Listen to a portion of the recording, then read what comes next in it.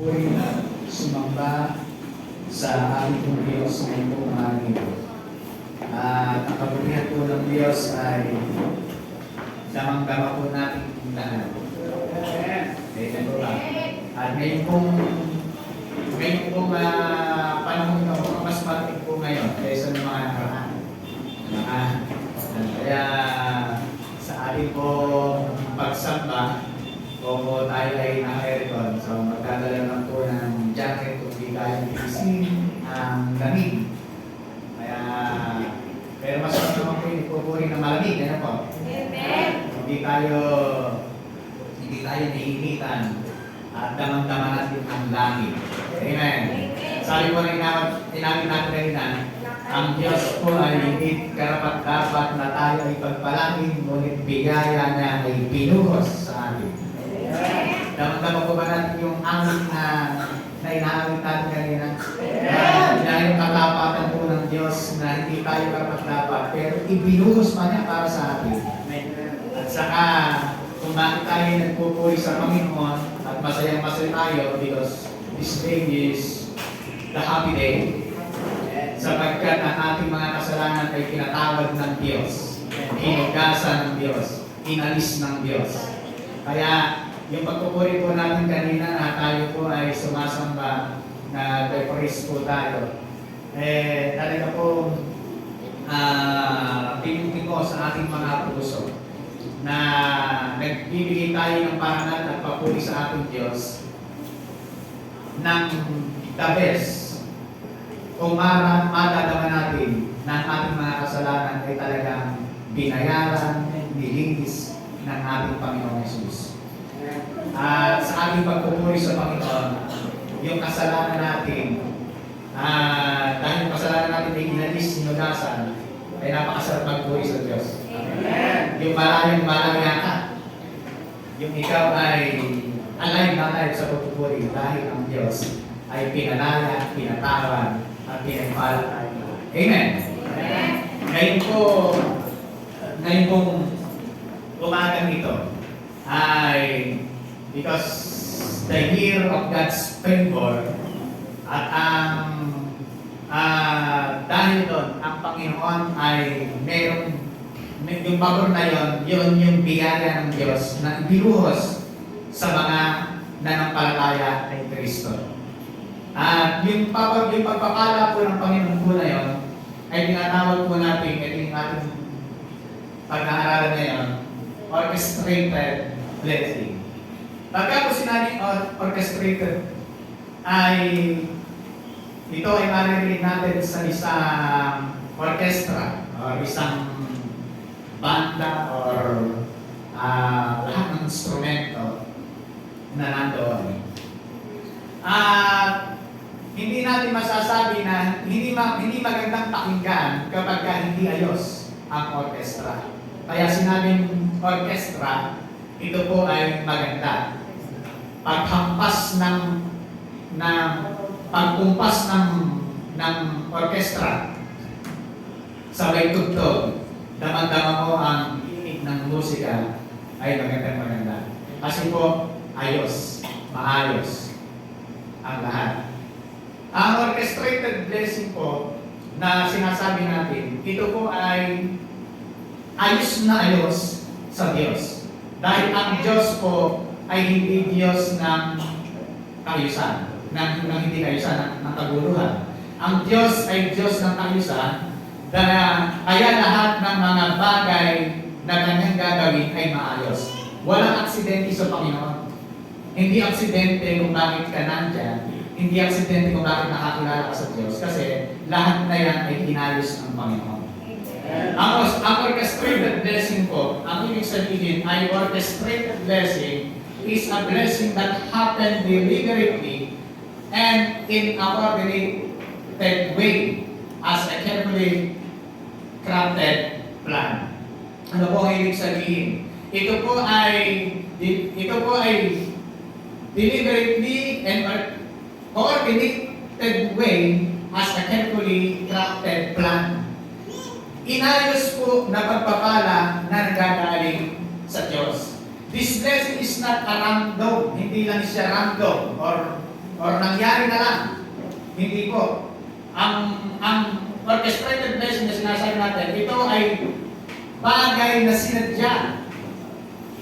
But rather, the result of a divine plan behind it. Ito po ay plano ng Diyos sa buhay ng mga tao na sumasampalataya sa Kanya. It is the divine plan. Hindi ito aksidente at hindi ito basta nangyari na lang. Ang pagpapala ng Diyos ay inayos ng Panginoon. Ayos sa buhay ng lahat ng nananampalataya. Kaya minsan, kapag narinig mo ito, minsan, masasabihin isip mo, bakit kung ayos na ang buhay ko sa Diyos, bakit ganito pa rin ang buhay ko? Parang hindi pa rin, parang sa pakiramdam ko ay mahirap pa rin. Bakit nagkakasakit pa rin ako? Bakit naman na-aksidente pa rin ako? Mga kapatid, ang kabutihan ng Diyos ay higit kaysa sa iniisip natin. Sapagkat ang Diyos po ay naniniwala tayo na siya ay sobrang talino para magkamali. Kung mayroong mga pangit na nangyayari sa ating mga buhay, ang lahat ng iyan ay hindi yan ang iyong permanente. Hindi yung pangit na ito ang destinasyon mo. Maaaring dumadaan ka lang dyan sa lubak-lubak na yan, pero hindi yan ang destinasyon mo. Hindi natin pwedeng tambayan bilang mga anak ng Diyos yung nangyayari sa ating mga buhay na bakit ganito, hihinto ka na. Magpatuloy doon sa gusto ng Diyos na plano sa ating buhay na dapat natin lakaran. Kasi kailangan makita natin sa buhay natin yung magandang plano na inilaan ng Diyos. Sabi ng Diyos sa Israel, sa kay Jeremiah, sa 29:11, I know the plan I have for you, plan to prosper you and not to harm you, and plan to give you hope in your future. Ang plano ng Diyos ay laging maganda kaysa sa plano natin. Kailangan maunawaan po natin na laging maganda ang plano ng Diyos kaysa sa plano po natin. Kasi ang Diyos ay mayroong magandang bagay na ginagawa sa buhay ng bawat individual na kanyang mga anak. Iba ang pagpapala na mayroon yung katabi mo at iba ang pagpapala na mayroon ka. Maaaring sinasabi mo, bakit siya mayroon ng ganito, bakit ako wala pa. Mga kapatid, huwag mong ipagdamdam yun sapagkat naundahan siya, hindi pwedeng wala ka. Praise God, pag mayroon ka na, lumamay sa Kanya. Kasi nga po mga kapatid, hindi natin, kung bakit gano'n, hindi natin maisip dahil ang sabi ng Isaya, ang sabi nangyari, ang aking kaisipan, hindi ninyo kaisipan. Ang inyong kaparaanan ay hindi ko kaparaanan. Maaaring meron tayong iniisip na bakit ganito, bakit gano'n, bakit ganyan ang nangyayari. Mga kapatid, ang isip ng Diyos ay iba sa isip natin. Ang kaparaanan ng Diyos ay iba sa kaparaanan natin. Laging the best, naniniwala tayo, laging the best ang plano ng Diyos. At kung paano ang langit ay mas mataas kaysa lupa, ang kaparaanan ay higit kaysa inyong kaparaanan. At ang aking kaisipan ay hindi maabot ng inyong kaisipan. Kaya pala meron tayong mga tanong, bakit ganito? Bakit kung aking manampalataya sa Panginoon, bakit sabi ng Bible ay ako'y pinagpala, bakit iba ang naranasan ko parang counterfeit ng sinasabi? Mga kapatid, hindi yan ang iyong destinasyon. Hindi yan ang place na dapat na nandyan ka. Maaaring dumadaan ka lang dyan, wag mong tatambayan sapagkat hindi yan ang plano ng Diyos. Diretso lang sa sinasabi ng Panginoon. Paniwalaan natin na iba ang plano ng Diyos at iba ang plano natin. Iba ang isipan ng Diyos at iba ang isipan natin. Iba ang daan ng Panginoon, iba ang kailangan natin. Iba yung daan na tinadaanan natin. Kasi nga po, sabi ng Panginoon, iba yung kaparaanan, iba yung kaisipan. Yan, isa sa ating kaparaanan at kaisipan. Ang sabi pa ng Panginoon, lubhang napakasagana ng kayamanan ng Diyos. Di matarot ang kanyang karunungan at kaalaman. Iba ang sa Diyos, kasi sabi lubhang napakasagana ng kayamanan ng Diyos. Kung ang iniisip natin na yaman ay dito lang sa mundong ito, hindi pa yan. Lubhang napakasagana at napakayaman ng sa Diyos. At sabi po, ano ba sabi niya? Sino ang makakapagpaliwanag ng kanyang mga kapasyahan? Sino ang makakaunawa ng kanyang mga pamamaraan? Gaya ng nasusulat. Kasi nga po, iba ang isip ng sa Panginoon. Kaya ano yung nangyayari po sa mga buhay natin? Dumaraan man tayo sa bako-bako, sa bundok-bundok, sa rough road. Pero wag po nating isipin na hanggang dyan lang yung ating buhay. Wag nating isipin na hanggang dyan lang tayo. Dahil ang Diyos laging minahal ang maganda para po sa kanyang mga anak. Amen. Bakit? Tingnan niyo po ito. Sabi ng Panginoon, tuloy natin. Roma 8:28. Alam natin sa lahat ng bagay ay gumagawa ang Diyos para sa mabuti kasama ang mga nagmamahal sa Kanya. Sila mga tinawag ayon sa Kanya layunin. Diba? Ang Panginoon ay gumagawa para sa ikabutihan ng mga tao na nagmamahal sa Kanya. Sino po yung mga tao na nagmamahal sa Kanya? Pagsabi namin. Amen. Yan pong mga tao na yan, ang Diyos gumagawa ng kabutihan sa ating lahat. At dahil ang Diyos gumagawa ng kabutihan dyan, ang sabi po ng Panginoon sa mga tao na nagmamahal sa Kanya, ito pa, ang gabay ng tao sa Kanyang paglakad ay itong si Yahweh.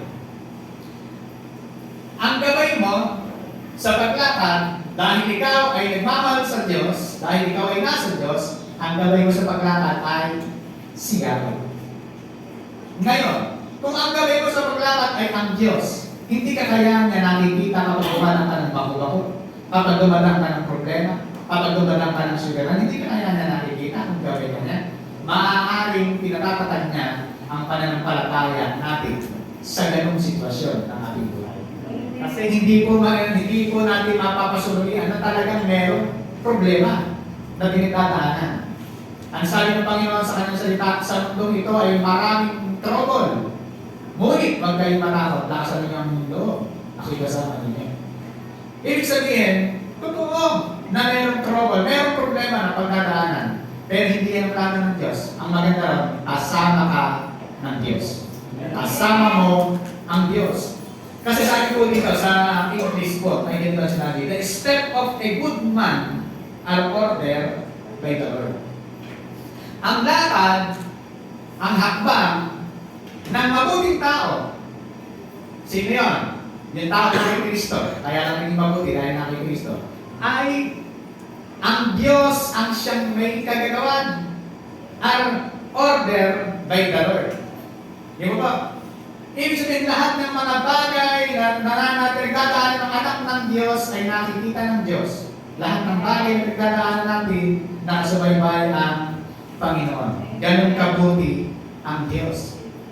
Kaya pag nakita po natin yung kabutihan ng Diyos sa ating mga buhay, ano man yung dumaan, ano man yung mangyari, hindi natin titignan yun because we will live by faith and not by sight. Ano man yung nangyayari, ano man yung bagay na pinagdadaanan, ano man yung meron tayo, nananatili pa rin tayo sa Panginoon dahil iba ang plano ng Diyos sa plano ng ating buhay.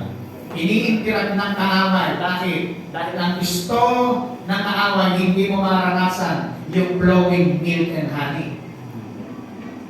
Kaya maraming kalaman, tingnan niyo po mga Israel, parang yung Israelites, yun yung ating salamin ng buhay natin ngayon.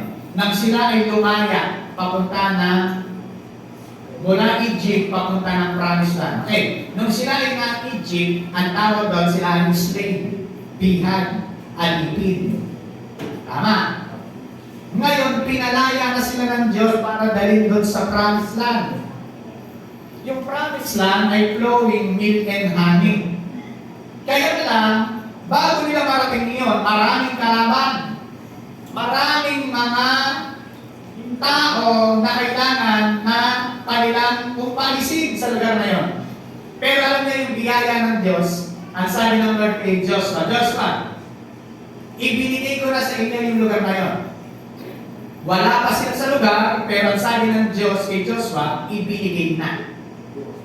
Past tense. Nagpadala na ako ng mga bubuyo upang paalisin yung mga tao ron. Ano ang pinadala ng Diyos? Mga sundalo? Bubuyog lang. Ibig sabihin, no effort.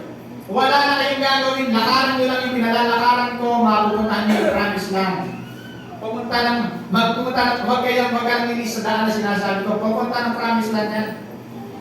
No effort. Umalis yung mga kalaban, dahil ang sabi ng Diyos, ibinigay ko na sa inyo yung promise land. Pinalis na sila sa pamamagitan ng mga bubuyog. Eh ang Diyos nagpadala ng tinawag ng lahat ng mga milong-milong bubuyog. Eh sinong makakalaban doon? Magbubuyog lang katapat. Alam niyo mga kapatid, hindi natin kasi alam yung kaisipan ng Diyos eh. Ang akala ng tao, magpapadala ang Diyos ng mga anghel para sipatin, panahin, gerahin, para lumayas eh. Isip ng tao yun. Ang isip ng Diyos, bubuyog lang kapag niya. Mga kapatid, meron tayong mga bagay na pinagdadaanan sa buhay. Akala mo napakalaki-laki ng kailangan dapat gawin. Bubuyog lang kapag. Maling na bagay. Okay. I-translate ko natin sa panahon ngayon. Yung Egypt, yun yung dating buhay natin, slave. Hindi malaya. Bihag ng kasalanan. Inalis na tayo ng Diyos doon na tayo ay maborn again, makakilala sa Diyos. Na-born again na tayo, may plano ng Diyos maganda sa atin. Lalakaran na po natin yung plano na yun para makakarating tayo sa magandang plano ng Diyos sa atin. Yun yung buhay na gusto ng Diyos. Isinaayos na ng Panginoon yan. Kaya hindi aksidente kung bakit ka nakakilala sa Panginoon at hindi kasalanan kung bakit pinanganak ka, mahirap. Ang kasalanan, mamatay ka, mahirap pa rin. Kasi bakit hindi mo pinaniwalaan yung plano ng Diyos sa buhay mo? Kailangan paniwalaan natin yung pangako, yung salita ng Diyos, yung plano ng Diyos kasi wala tayong ibang paniniwalaan kundi yung sinabi ng Diyos. Sapagkat yung sinabi ng Diyos, todo pa rin ng Diyos. Pero kung sinabi pa po, pero pinahawakan lang natin na sinabi ng pastor, sinabi ng tao, mag-uwi na tayo lahat. Pero mga kapatid, hanggang pinaniniwalaan natin yung sinasabi ng Diyos sa atin, yan yung lalakaran natin. At pag yan yung nilakaran natin, tiga, nandun yung tagumpay kasi yun yung plano ng Diyos. Maganda ang plano ng Diyos. Tingnan niyo. The elements of an orchestrated blessing. Ang orchestrated o isinayos na pagpapala ng Panginoon ay merong mga elemento, merong mga bagay na sinasabi para sa atin.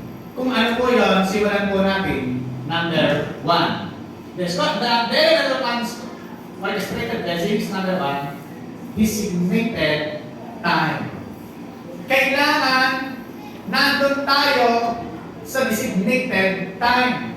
Yung design na oras ng Diyos para tanggapin mo yung pangako niya, kailangan nandun. Hindi pwedeng late, hindi pwedeng sobra, sakto.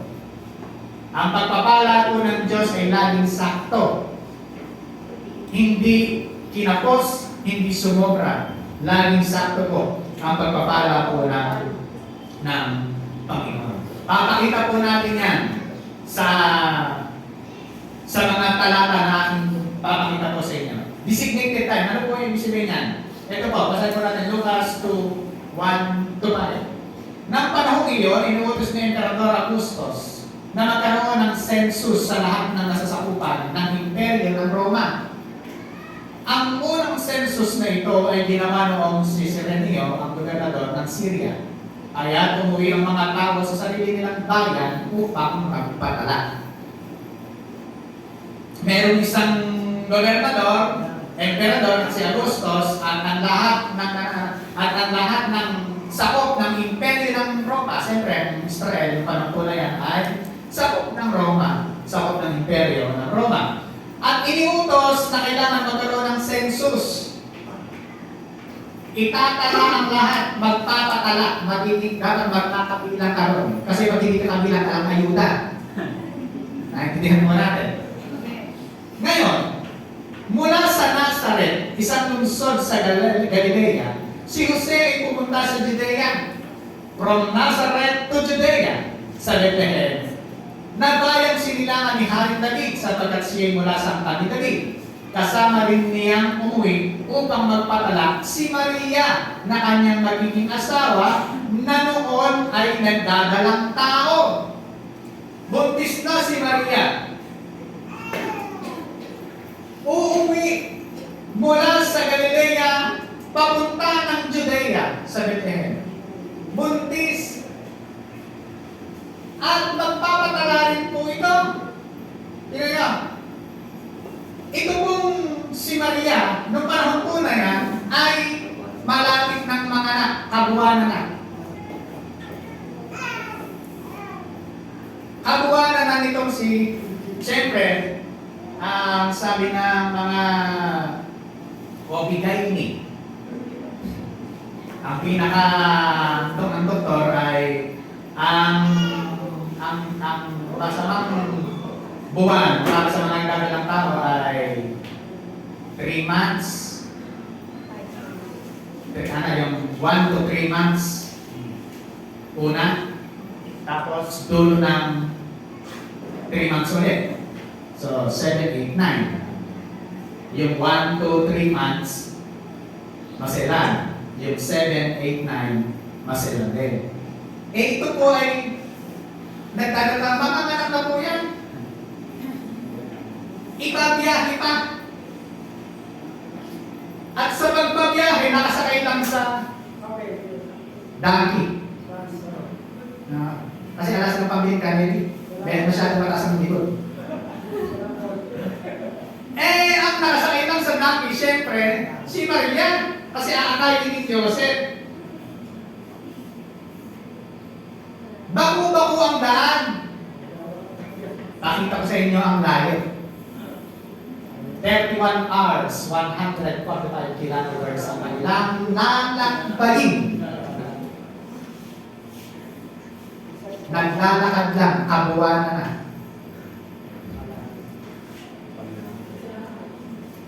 Pero dahil merong designated time, ano ang nangyari? Kailangan nilang magpatala. Kailangan nilang umalis. Kailangan nilang magbiyahe. Walang ilaw. Kaya ilang oras yan. Higit pa sa isang araw na lakbayin.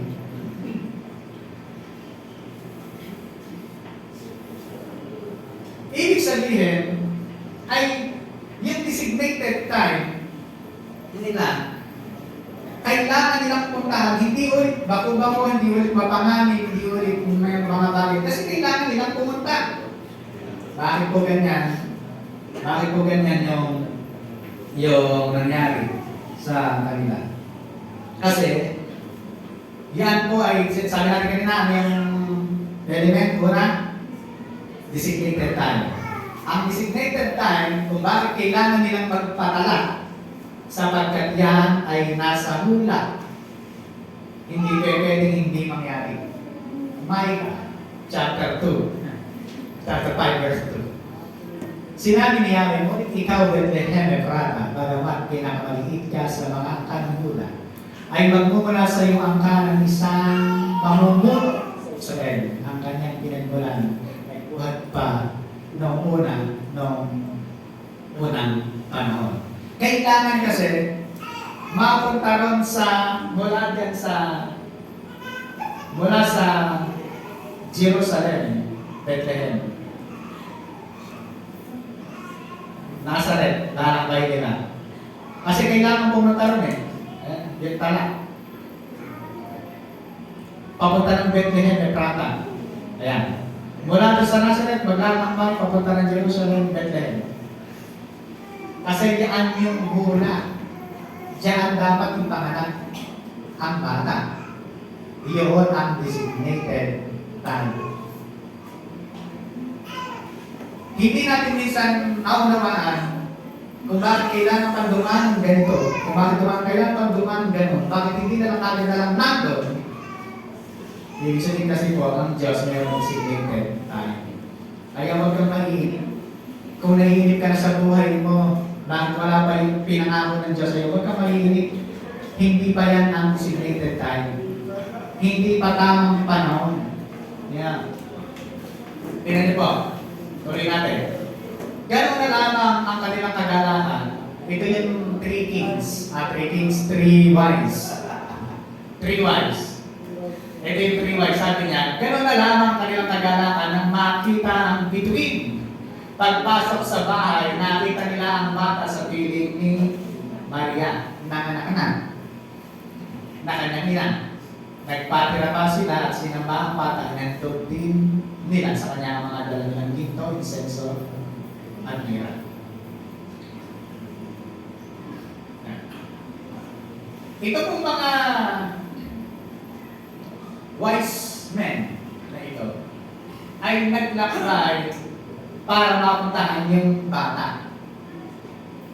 Ang layo din ng kanilang, sabi ng from the far east. Ang layo ng kanilang nilakbayan din para makita nila yung bata. Designated time. At nung para yung bata makita nila, meron silang gabay, yung bituin. Pagpasok sa bahay, nakita nila ang bata sa piling nila ng kanyang ina. At ito yung simula ng kanilang pagsamba. Nagpatira pa sila at sinamba ang bata. Kasi yung itong matatalino ito, kung bakit sila matatalino, alam nila kung sino yung dapat nilang sambahin. Sinamba nila si Jesus dahil alam nila na itong Jesus na ito yung Panginoon, ito yung Diyos. At hindi tao lang, basta. Kaya yung mga matatalino, alam na kung sino yung mga sumasamba kay Jesus. Kaya itong kwento, sabi niya, may isang tao noon sa Jerusalem, pinanganak si Jesus, na ang pangalan ay Simeon, isang lalaking matuwid, may takot sa Diyos at naghihintay sa katubusan ng Israel. Nasa kanyang Espiritu Santo, ipinahayag ng Espiritu Santo sa kanya na hindi siya mamamatay at hindi niya nakikita ang Kristo na ipinangako ng Panginoon. Ano yung designated time? Sabi ng Panginoon kay Simeon, hindi ka mamamatay hanggat hindi mo nakikita ang batang ipinangako ng Panginoon. Ngayon, sabi niya, nung makita na niya, ngayon, Panginoon, maaari na pong yumaong mapayapa ang inyong mapapalibig ayon sa inyong pangako. Yamang nakita na po ng aking mga mata ang inyong pagliligtas. Biruin ko itong si Simeon, hinihintay lang po niya na ipanganak yung bata. Hinihintay lang po niya na ang batang ito na si Jesus ay makita niya. At pag nakita niya, ano sabi? Siya po ay pwede nang mamatay. Kasi nga po, yung designated time na kanyang hinihintay, dumating na. At yun na yung kasabikan, yun na yung kalubusan ng kanyang buhay nung makita niya yung bata. Nung makita niya si Jesus, sabi niya, Panginoon, maaari na pong yumaong mapayapa ang inyong pamangiti ayon sa inyong pangako. Eh ang pangako, sabi ng Panginoon sa kanya, hindi ka mamamatay hanggang hindi nakikita yung bata. Kaya po yung pangako ng Diyos sa atin, sabi mo siya, huwag mo nang mamamatay. Hanggang di mo pa nararanasan lubusan ang pangako ng Diyos. Alam niyo po yung pangako ng Panginoon. Yung designated time, yung lalakaran, yung oras, yung panahon, gano'n na po si Simeon, lagi siya dun sa templo. Hinihintay niya yung patubusan ng bansang Israel. Hinihintay niya. Bakit hinihintay? Merong designated time. Dahil hindi pwede maghintay kapag walang designated time. Sabi niya, yaman nakita na po ng aking mga mata ang inyong pagliligtas na inyong ininda sa harapan ng lahat ng bansa. Ito po ay liwanag na tatanong sa mga hintil at magbibigay ng sa inyong bansa Israel. Ano po nakita niyo dito? Tingnan niyo po. Nang ipanganak si Jesus, ay meron ng prophecy na si Jesus ay hindi lang pangbansang Israel. siya din ay panghihinti. Ito ay liwanag matatanaw sa mga hindi. Anong nakaraan? Pinag-aralan po natin. Tatlong klase ang tao sa Bible. Kapag hindi ka Hudyo, ang tawag sa iyo ay hindi. Pero Hudyo ka man o hindi, kapag ikay nananampalataya kay Kristo, tinatawag kang Church of God o Kristiyano. Ito po, hindi at Hudyo magkakaroon ng liwanag, magkakaroon ng pag-asa dahil sa kapanganakan ng Panginoong Jesucristo. Tingnan po natin. And live application na po tayo. Tapos na. Ano tinuturo sa atin ng mga binasa natin? Ano tinuturo sa atin ng designated time? God orchestrates both your time and other people's time to bring your blessing and make your blessing at the right time. Ano po ang pinapakita? Ano po yung ating live application? Ang biyaya ng Diyos, ang orchestrated na pagpapala ng Panginoon ay parehas sa tao, saan? To bring your blessing, to make your blessing at the right time. Meron tamang oras. Kaya huwag kang maiinip. Lumakad lang sa pananampalataya. Amen. Sa Panginoon. Hindi tayo maiinip doon sa pagpapala ng Diyos. Kung wala pa, hindi pa natin nararanasan, patuloy lang naman palataya na makaranasan natin. Dahil inayos na ng Diyos ang pagpapala para sa kanyang mga anak. Sabi po ng Bible, iniangkop niya lahat ng bagay sa tamang kapanahunan. Merong tamang panahon. Ang sabi po kasi ng English ay ito, He has made everything beautiful in its time. May tamang panahon. Lahat ng pangyayari, lahat ng bagay na pwedeng mangyayari sa tamang panahon. Ang pangako ng Diyos sa mga tao nagmamahal sa Kanya ay magaganap sa tamang panahon. Kaya iniangkop niya lahat ng bagay sa tamang kapanahonan. Yan yung nais ng Diyos na mangyari. Kaya hindi tayo kailangan mainip. Hindi tayo kailangan magsawa. Tuloy lang sa pananampalataya sa Panginoon sapagkat mangyayari sa tamang panahon. May mga tamang si Jesus, si Jose at si Maria. O si Maria at si Jose, nung nasa tiyan pa si Jesus Christ, kailangan nilang umalis, magpatala. Bakit? Dahil may tamang panahon, kailangan ipanganak si Jesus sa Bethlehem. Dahil yun ang propesiya ni Micah, ni Propeta Micah. Kaya yun po ay nangyari. Okay, the elements of an orchestrated blessing. Una, designated. Pangalawa, designated place. Okay. Una, may designated time, mayroong tamang oras. Pangalawa, mayroong tamang lugar. Kailangan nandun ka sa tamang lugar. Hindi pwede na wala tayo sa tamang lugar. Kaya sabihin mo siya kami, lumugar ka. Lumugar ka. Ano po ba? Ang pagpapala po ng Diyos nasa tamang lugar. Gusto mong maranasan ang presensya ng Diyos, hindi mo ito makukuha sa SM Mega Mall. Kasi di tamang lugar. Gusto mong umani ng maganda, gusto mong umani ng tama, kaya nasa bukid ka, doon ang anihan. May tamang lugar. May tamang oras at may tamang lugar. Tingnan ko natin. Mateo chapter 2 verse 13. Pag-alis ng mga pantas, nagpakita kay Jose sa panaginip ang isang anghel ng Panginoon.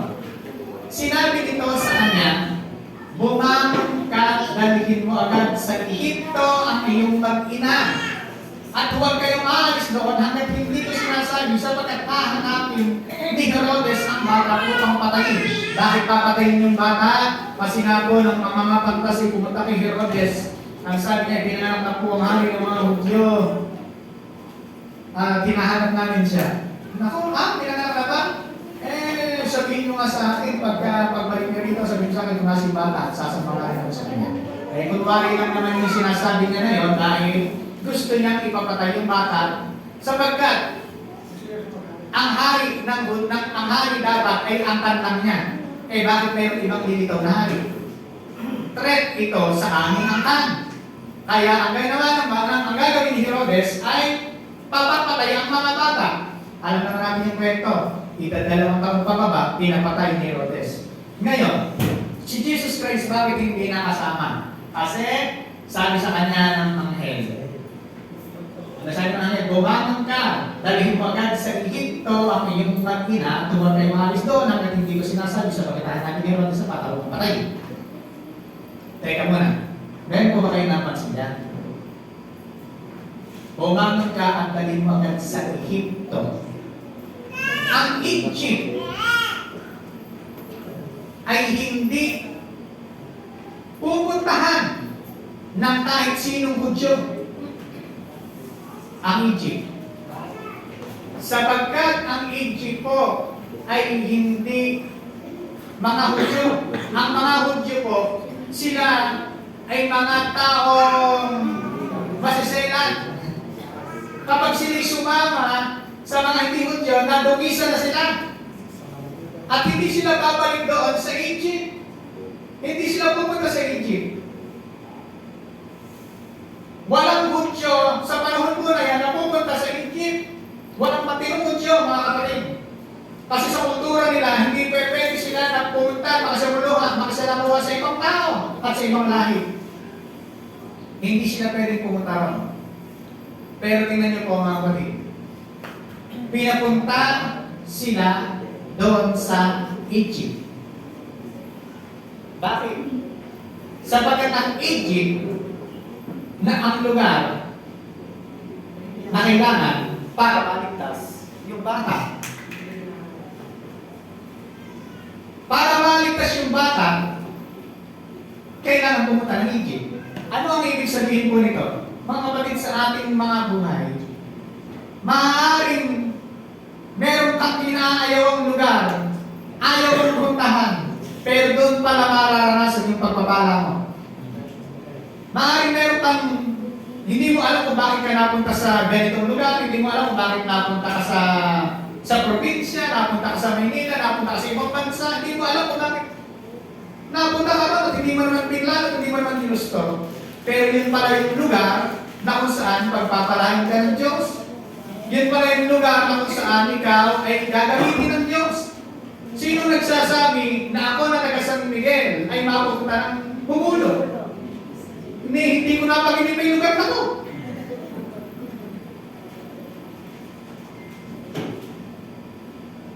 Iba yung plano ng Diyos. Kaya ang Diyos, meron siyang sinasabi, meron instruction na sinasabi ang Panginoon. Pumunta sila ron. Bakit para pumunta? Para maligtas yung bata. Iyon yung designated place para manatili ang biyaya at pagpapala ng Panginoon. Yan yan. Pagkamatay ni Herodes, nagpakita kay Jose sa panaginip ang isang anghel ng Panginoon. Habang siya'y nasa Egypto, sinabi sa kanyang anghel, bumangon ka, dalhin mo na sa Israel ang iyong mag-ina, sapagkat patay na ang mga nagtataka sa buhay ng bata. Ay bumangon nga siya at dinala sa Israel ang kanyang mag-ina. Nung tapos na yung magtataka, wala na yung magtataka, patay na. Ano na naman? Travel na naman sila. Kaya alam niyo po, yung travel nila, kung gaano kalayo.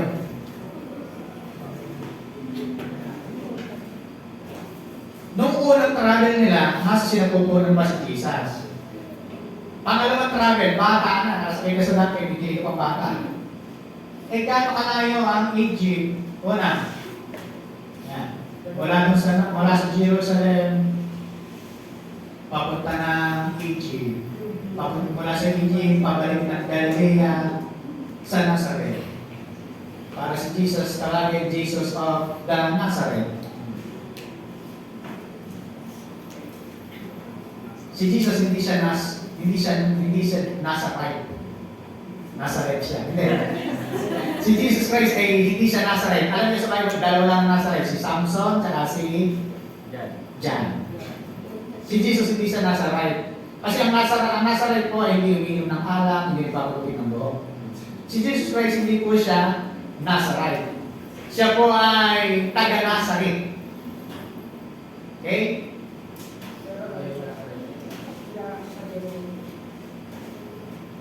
Kasi, ang plano ng Panginoon, mula yung kanyang paglilibot-libot, pag-travel, ay hindi madali. Yung meron kang bata, lilibot ka, pupunta ka sa isang lugar na hindi naman simentado ang daan. And I think yung lugar po na yun, siguro, gubat pa. Tapos pumunta ka, hindi basta-basta po yun. Meron silang pinagdaanan na hindi basta-basta, hindi maganda, pero kailangan nilang daanan. Sa buhay natin, meron kang pinagdaanan, maaaring hindi maganda sa tingin mo, pero kailangan mong pagdaanan. Alam niyo mga kapatid, lahat ng pinagdadaanan natin sa buhay, ito ay pinagdadaanan natin para tumatag, lumakas, mag-grow yung pananampalataya po natin. Kasi kung sa tingin po ninyo, wala kang pagdadaanan, lahat maganda, lahat ayos. Ano pa pananampalataya mo? Eh kaya ka natin tinawag na mananampalataya, hindi para tumaya sa weteng. O loko to, ano pa man. Kaya tinawag na mananampalataya, dahil para pananampalatayaan mo, yung bagay na pinapangako ng Diyos sa kabila na mahirap ang pinagdadaanan mo. Para lumago yung pananampalataya natin sa kabila na meron na. Kasi tingnan mo, sabihin mo, pinagdaanan ko ito yan, pero nakaalis ako sa biyaya ng Diyos. Dumaraan ka naman sa ganung sitwasyon. Dati nga, pinagdaanan ko na ito, may pinagdadaanan naman. Sabi lang, makakaya ko na ito. Yung lahat ng bagay na pinagdadaanan mo, na parang na sitwasyon, yun ay pang-exercise at pagpapalagulang ng ating pananampalataya sa Diyos. Sino dito? Kaya ka nakakilala sa Panginoon kasi nagkaroon ka ng problema. Maraming mga tao, maraming naging Kristiyano, kaya nagkaroon ng pananampalataya sa Diyos kasi dumanas ng problema eh. Kung hindi dumanas ng problema, puro hayahay ang buhay, ewan ko nasa Panginoon. Baka iniindaw yung kanyang pagpapala, baka sabihin niya, dahil mo ng pagpapala, makapagkape nga mo na sa Hong Kong. Ako parang makakihina mo na sa Netherlands. Kasi nga, puno-puno ka ng pagpapala. Kaya lang, pagdating ng panahon, saan tayo pupulutin kung gano'n? Kaya si Lord, hinahanda tayo. Hinahanda. O, tingnan niyo po mga kapatid. Di ba? Nung panahon na hindi pa ganito ang church, glory to God po mga kapatid. Nung hindi pa panahon ganito ang church, maaaring hinanda tayo ng Diyos. Hinanda kayo, para kayo, ng Diyos. Yung mga nauna. Nagano'n muna. Kasi pinagkakatiwalaan, kung mapagkakatiwalaan sa maliit. Eh kung napagkakatiwalaan sa maliit, pwede pagkatiwalaan sa malaki. Kaya yan na, binigay na ng Diyos. Amen. Lahat na yan ay gawa ng Panginoon. Ibig sabihin, dumadaan tayo sa hindi natin maintindihan sitwasyon. Pero huwag tayong aalis, huwag tayong hihinto. Ang Diyos may nakalang maganda sa tamang panahon at tamang lugar sa ating buhay. Lord, ito po mga kapatid. Ayan, yung itong haba ng kanilang pinagdaanan, haba ng kanilang journey sa buhay, para sa kanilang ikaayos, para sa kanilang ikaligtas, para sa kanilang pagpapala. Ganyan po. Bakit? Ang sabi po ng Panginoon sa gawa sa 15, mula sa isang tao, kanya ang lahat ng lahi sa buong mundo. Itinagda niya sa simula ang kanila nilang panahon at hanggang Kaya meron talagang kanya-kanyang panahon at meron talagang kanya-kanyang hangganan na sinasabi po ang salita ng Diyos. Kasi sabi po dito sa English, and He determined the time, set for them and the exact place where they should where they should live. Meron binanggit na determine the time, set for the exact place. Meron talagang designated time and designated place. Itinakda niya sa simula-simula pa ang kanilang panahon at hangganan. Tingnan po natin muli ang hangganan. Mula sa isang tao, hinilikhan ang lahat ng lahi sa buong mundo. Itinakda niya sa simula pa ang kanilang panahon at hangganan. Kaya sabi mo, bakit sana? Dapat pala patay na ako nung aking na-aksidente, bakit ngayon buhay pa ako? Hindi mo kahangganan eh. Nung nagkasakit ka, sana patay ka na, pero bakit buhay pa ako? Hindi mo pa kasi hangganan. Ang itinakda kasi ng Diyos, sabi niya, sa simula pa, ang panahon at hangganan ay nakatakda na sa taong kanyang nilikha. Amen. Hindi pa panahon. May kanya-kanyang panahon. Sabi ng kapitbahay namin, Ma'am, kukunin ng Panginoon, wag nang pahirapan. Kasi nga po, nahihirapan na. Hindi ko magkakakumain, darating ka ko yun. Madali. Kasi pinipepere nga po yung kanya asawa, kaya nahihirapan na.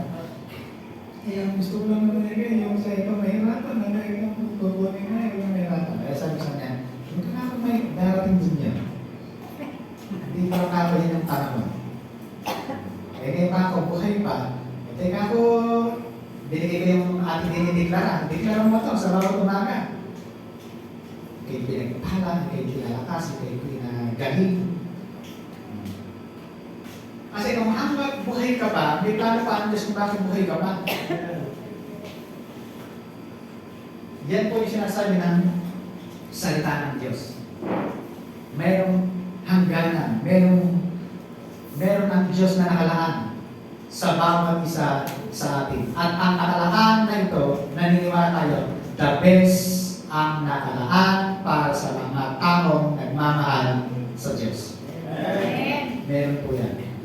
Ngayon, ito po, tuloy natin yung designated place. Ito po ang kwento ni Elias. Pagkatapos sinabi niya kay Elias, umalis ka rito at magtayo ka sa batis ng karit sa silangan ng Jordan. Maninom mo ang tubig sa batis at may mahutusan ang buwang na magagawin sa iyo ng pagkain. Hindi niya po. Itong si Elias, panahon ng tagputok, tagtuyo, ay ang Diyos nagbibigay ng instruction sa kanya kung ano yung kanyang dapat na gawin. Pumunta ka ng bahan na umalis ka rito, magtago ka sa batis ng karit kasi bakit magtatago dahil hinahantin siya ni King Rahab and Reyna Jezebel. Thank you. Silang lahat, ito pong si Elias ay pinalis ng Diyos at pinapunta sa isang lugar sa silangan ng Jordan. Sabi ng mali mo ang tubig sa batis at may ito sa labong mga uwak na maghahatid sa iyo ng pagkain. Alam niyo po sa Diyos, hindi naman mahirap yung pagpapala. Sino naniniwala? Ang Diyos na may-ari ng lahat ng bagay ng buong mundo ito ay hindi mahirap sa Kanya ibigay ang pangangailangan natin. Ang mahirap lang sa Diyos, pasunodin tayo. Kasi sabi ng Lord, tingnan niya ang Panginoon, may instruction. Sino dito yung mga tatay, mga magulang, nagbibigay ng instruction sa anak? Di ba? Anak, ganito, yung sinabi ba na, alis ako, yan. Ako, hindi inintindi kaya yung sunog ang bahay. Kasi pag hindi inintindi yung instruction, maaaring mapahamak ka. Maaaring may mapahamak. Dahil hindi sinunod. Tingnan niyo po. Ang Diyos ay nagbigay ng instruction kay Elias Kung umalis ka rito, pumunta ka sa Batis ng Paris, sa silangan ng Hordan, makainom ang tubig ng Batis at may nututan ng buwak, wala sa pagkain. Yung pagkain ay hindi rin mahirap sa Diyos. Amen. Kasi kahit uwak, alam niyo po ba yung uwak? Di ba yung uwak ay sa naman, sabi ng Bible ay isang maruming ibon. Darwal-dumal, bakit kasi kumakain siya ng mga bulok, mga patay? Eh ito pa ang inutusan ng Diyos. Ang uwak, para maghatid sa kanya ng pagkain. Kahit na yung matakaw na ibon, kayang pasunurin ng Diyos, bigyan ka lang ng pagpapala. Amen. Tingnan niya. Sinunod nga ni Elias sa sinabi ni Yahweh, lumakad nga siya at nakaraan sa may batis ng hari, sa silangan ng Ordan.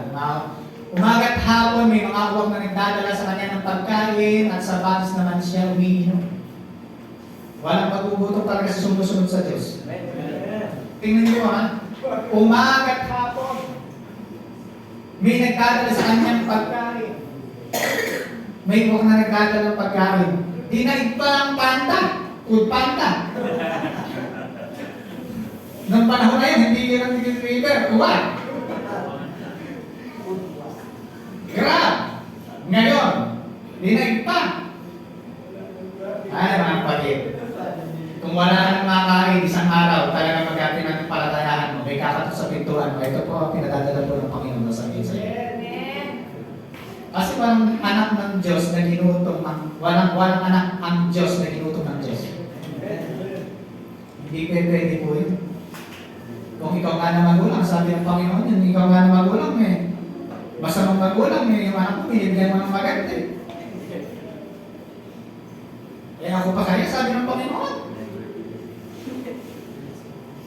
Ibig sabihin, ang Diyos talaga ay mapagmahal. Talagang ibibigay niya sa'yo. Huwag kang mahinig. Mayroong designated time, may designated place.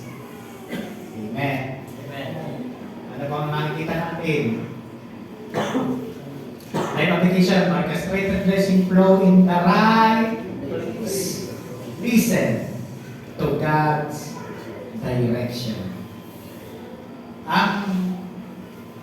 Ang orchestrated blessing, gusto mong maranasan, isinasya ng Panginoon yan. Kailangan natin ba sa right place? Tamang lugar. Ganyan po ba mga kapatid? Lumagay sa lugar. Lumagay tayo sa tamang lugar. At kung tayo at para mapunta tayo sa tamang lugar, ano ang kailangan natin gawin? Listen to God's direction. Makinig tayo sa direction ng Diyos. Tiyak ang Diyos nagbibigay ng direction. Tiyak po yun. Nagbibigay siya ng direction. Ngayon, nasa sa'yo. Kung itong direction na ito, binigay ng Panginoon, tapos dito ka pumunta. Ay, nasa sa'yo po yun. Hindi tayo pinili ng Diyos. Huwag mo sisisihin ng Diyos pag doon ka pumunta. Kasi hindi ka naman kayo pupunta. Sasabihin ko na, hindi naman tayo pupunta. Kailangan alam natin kung ano yung direction ng Diyos. Hindi tayo banat ng banat. Ito, mga kapatid, may direction ng Diyos sa pagpapala na kanyang inilaan sa kanyang mga anak. Tiyak po yun. Merong right time, merong right place ang Diyos. At sa right time and right place, yan, ang Diyos nagbibigay ng direction para tayo ay bumagsak po yung mana. Yung bunga niya na. Yung bunga niya. Kaya po, merong right direction na kailangan natin sundin. Life application po yan. Sabi po na salita ng Diyos, ito. Basa, sabay-sabay. Purihin. Kinagkalaw mo na tayo.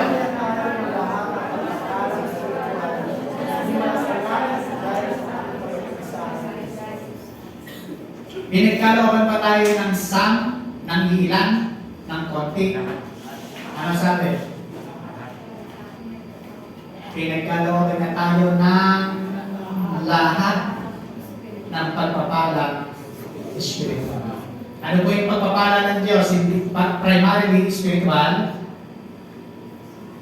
pero hindi lang spiritual. Meron din material, meron din physical na pagpapala. Bakit nagkaroon ng pagpapala? Dahil sa ating pagkipag-isa kay Kristo. Ang pagpapala po ng Diyos wala sa kahit kanino mang Diyos-Diyosan. Ito ay matatagpuan lang kay Kristo. Sa Panginoong Hesus Kristo. And life application, tapos na po tayo. God has orchestrated every blessing to flow to us through Christ. Everybody read.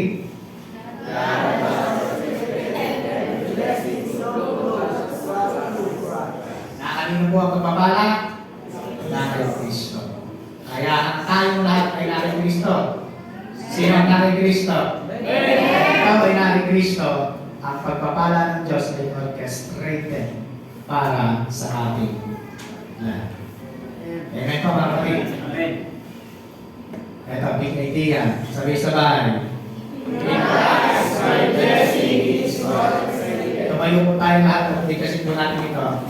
In Christ. Yung kumbinsido. In Christ, my blessing is orchestrated. Banggitin po natin ang 7. In Christ, my blessing is orchestrated. In Christ, my blessing is orchestrated. In Christ, my blessing is orchestrated. In Christ, my blessing is orchestrated. In Christ, my blessing is orchestrated. In Christ, my blessing is orchestrated. Everybody say, in Christ, our blessing is orchestrated. Dahil kay Kristo, isinayos na ng Diyos ang pagpapala na mayroon tayo. The year of God's favor. I declare sa buhay po ng bawat isa, mararanasan natin ang pabor ng Diyos. Pabor sa hanap buhay mo, pabor sa halamanan mo, pabor sa lahat ng kabuhayan mo pinapahawakan sa iyo ng Diyos, pabor sa pag-aaral. Mga kapatid, panapalatayahan po natin panapalaan na dahil kay Kristo, isinayos ng Diyos ang pagpapala para sa tao na nagmamahal sa Diyos. Tayo po lahat ay manalangin. Aming Ama, marami pong salamat. Hindi ka nagkulang kailanman. Maraming mga salita ka sa Biblia na aming pong pinangahawakan ng mga pangako po ninyo. Tulungan mo rin po kami, aming Ama, na sundin ang iyong direction upang mapunta kami dun sa time and right place ng buhay namin. Buhay na masaganang lubos, pinagpalang lubos, dahil kay Kristo. Naniniwala po kami, aming Ama, hindi dahil sa aming galing, hindi dahil aming husay, hindi dahil sa aming talino, o anumang tinapos ng pag-aaral. Naniniwala kami na lahat ng pagpapala na tatangkilikin namin ay kagagawan po ninyo sa aming buhay. Wala kami ipagmamalaki, wala kami may pagyayabang, pagkus ang biyaya mo lamang ang aming pinagmamalaki at pinagyayabang sa aming buhay. Dahil sa iyong iniayos na pagpapala, ay meron kaming pagpapalang tinatanggap. Ito po ay ibinuhos mo sa lahat ng iyong mga anak na nagpalataya kay Kristo. Father God, we will living by faith and not by sight. Maaaring sa aming buhay, iba ang aming nararanasan, iba ang aming sitwasyon. Ngunit, hindi kami mananangan doon. Mananangan po kami doon sa pananampalataya na meron kami binigay, iyon ay yung pagpapala na ipinangako para sa amin. Maraming salamat po, aming Ama, sa iyong lahat ng pagpupuri, pagkakilang, parangal, sa pangalan ng Panginoon Jesus. And everybody say, Amen.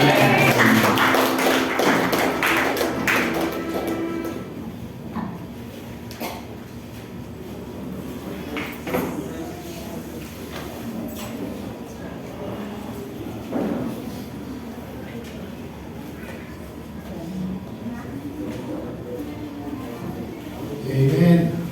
Nag-bless po ba tayo? Tingin na Lord, dapat natin pabulihan. Meron lang po ako i-share. Kung pabor po ng Diyos sa akin. Dahil po kami po ay nagpaan sa paan. Yung pong presyo ng paan ay 26.50. Okay na po ako nun. Nabibigay ko na po. Pero sabi po nung buyer, medyo makilimit kasi nung panahon na yun. Hindi ko ay makukuha. Bukas mo na lang yung kahit mag-apat.